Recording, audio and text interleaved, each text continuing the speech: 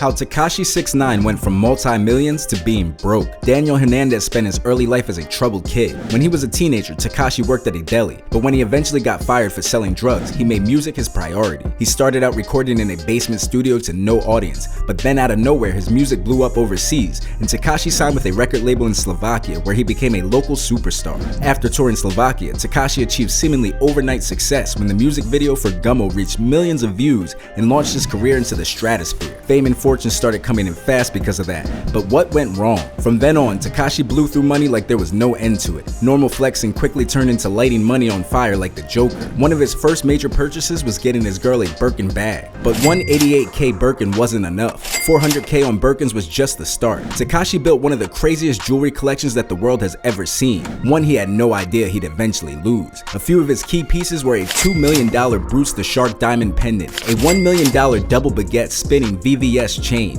multiple 14-karat grills, and many other pieces worth well over 10K. He'd rock those pieces while he whipped around in his $3 million car collection. Tekashi owned multiple supercars, all custom wrapped like his 2019 Lamborghini Urus worth more than 170K, or his 2017 Bentley Continental worth 85K, but his crown jewel was his $1 million Lamborghini Aventador SVJ. When he wasn't on the ground, Tekashi exclusively flew private and spent more than 10K per hour of flight time. He also never traveled alone.